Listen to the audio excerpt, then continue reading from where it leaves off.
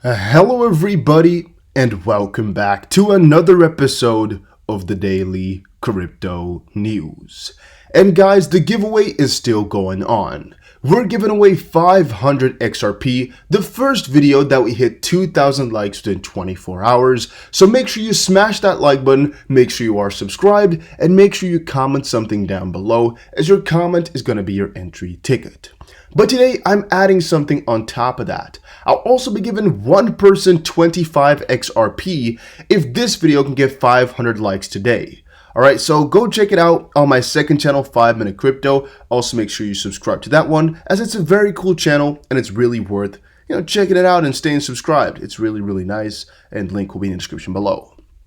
Alright, now, I think a lot of you might have already heard about what's going on, but it's really the biggest piece of news of today, and it's definitely worth a deeper dive into, as it's no joke, alright? It's no joke, it's no small feat, no.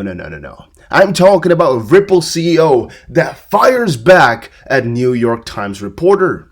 Ripple has no plans to reset our strategy, and we actually have the original tweets coming out from Brett Garlinghouse. Alright, so he said over on Twitter, "My favorite skeptics are active today. At FT Nathaniel Popper, both of those have been tagged. Ripple has absolutely no plans to, quote-unquote, reset our strategy. Using XRP to solve a real-world $10 trillion problem like cross-border payments is working." If you're wondering, it's the issue we went over yesterday on the Financial Times.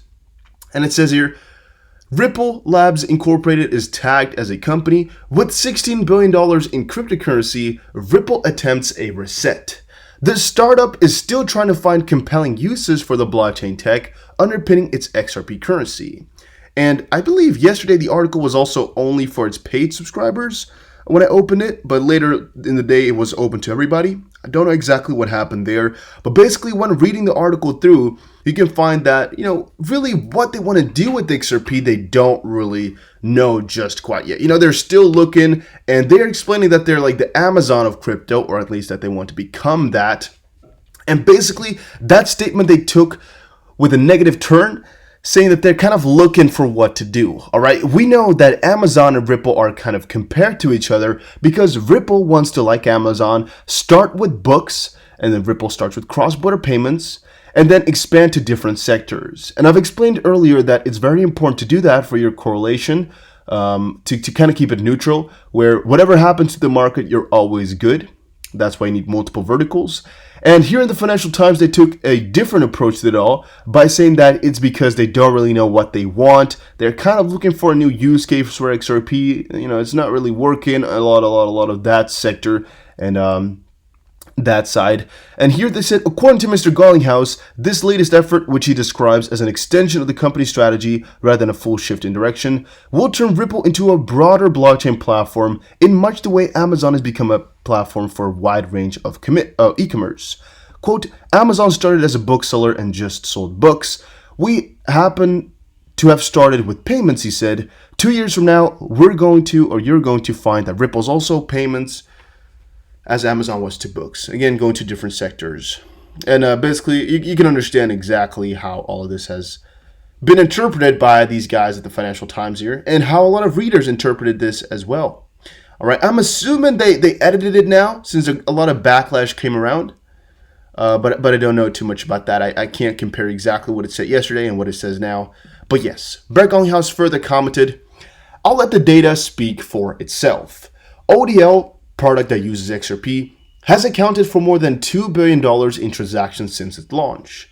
ODL volume grew 11 times year over year, comparing H1 2019 versus H1 of 2020.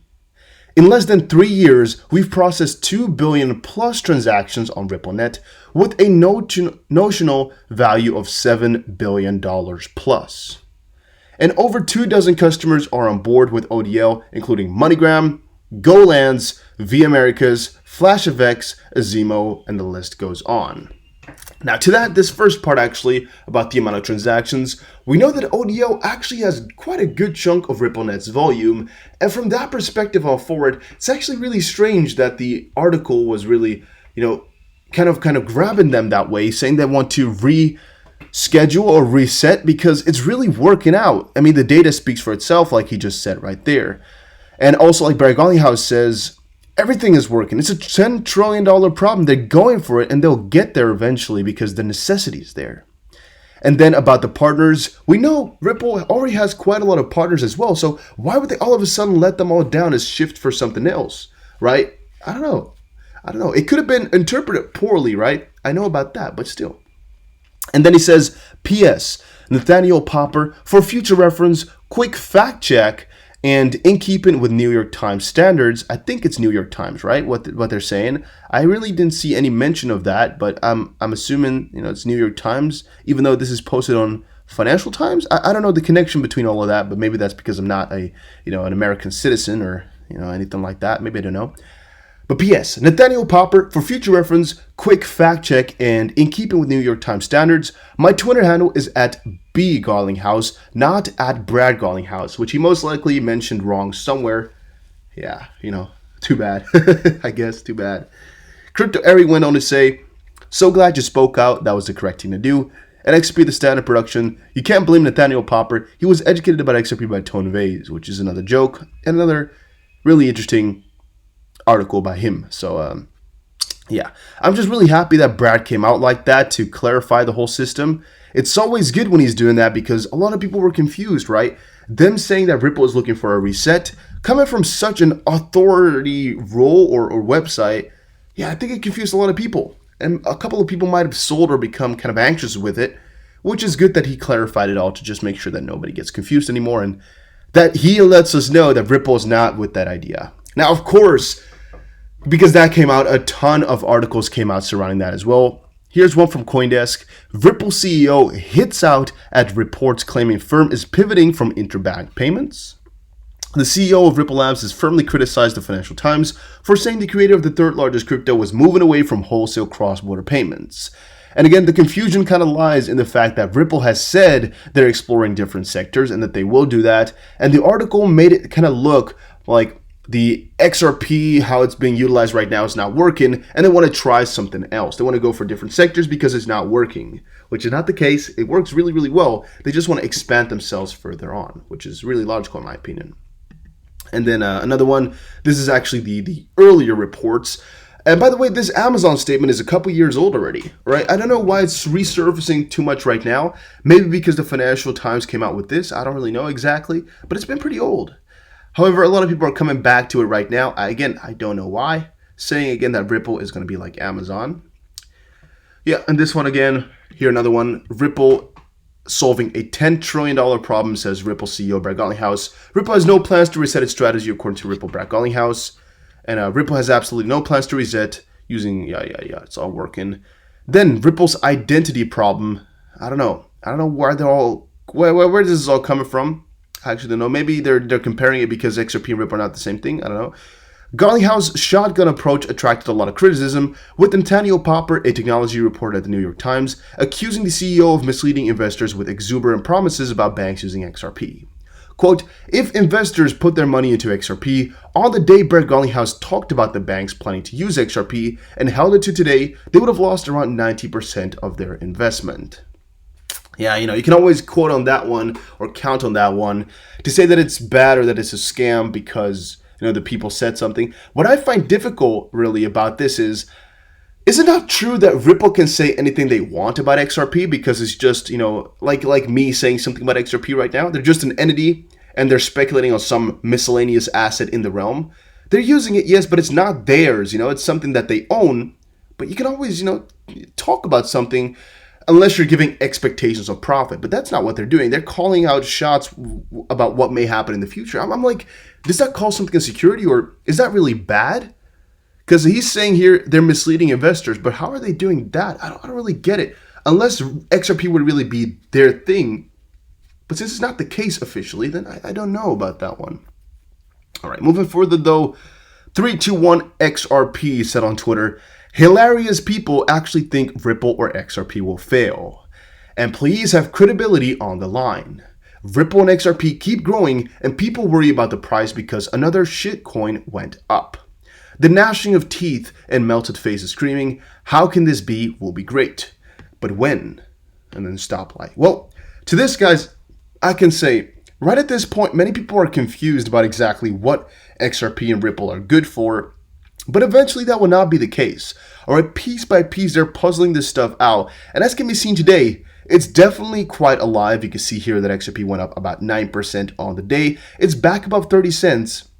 And even though it might look like they're doing bad at some points and some times, eventually it always catches back up.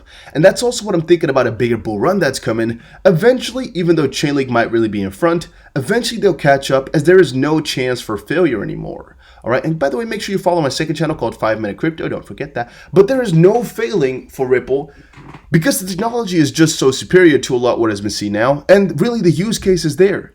$10 trillion is what is open to them. They'll get a huge chunk of that.